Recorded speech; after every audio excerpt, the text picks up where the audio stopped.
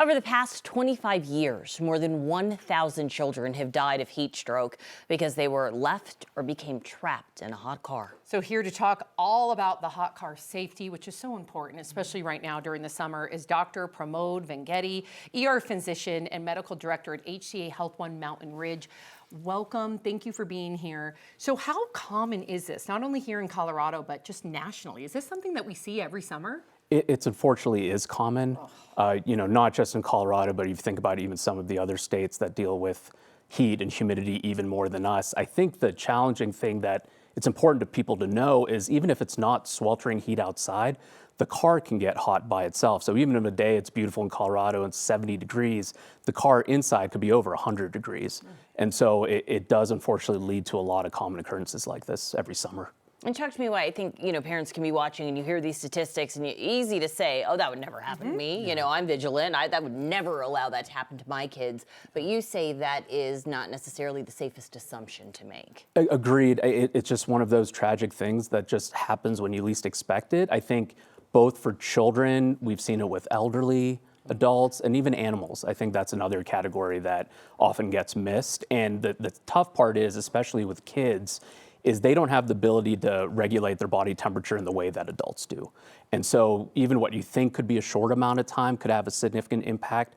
But then there's those really tragic, sad cases where something just happens and you forget the child's in the car for such a short amount of time, and that can still lead to, devastating consequences. What are some of the common scenarios? I know that for me personally, when I hear a scenario, it kind of locks in my brain more. What can you tell our viewers of some of these situations that you've seen? Yeah, it's sometimes just simple things, going grocery shopping, or just, I need to do this one thing real quick and I'll be right back. We see that both with small children, but animals as well.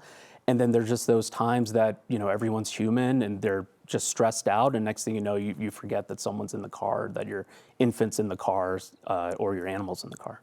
Is there a certain temperature where you feel like it's dangerously hot? Like it's warm outside now, reaching the 80s, high 70s right now. Is there like a temperature that you should kind of have an alert to? It's a great question. A lot of the literature studies say, when someone reaches a temperature of 104 degrees, you're talking much higher temperatures than when you and I get sick or when you're out in the heat for a while. It does take a lot to get there.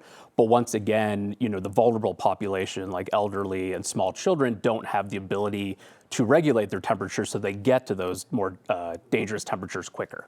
And what are some daily habits we can all kind of implement to prevent this tragedy from happening? There's lessons out there and kind of instructions just about, when you lock the car, taking that one last look in the car before you leave. Other things that they talk about is, something that's very important that you take with you, your wallet, your purse, something like that, leaving it in the back seat where, either your pet is or your child, so that it's just that one last reminder, before you leave the car. I think little things like that, to your point, we could take it for granted, but doing things like that just help prevent it. Yeah, such good information that we need to hear as these temperatures heat up out there. Dr. Vangeti, thank you. Thank you for having me.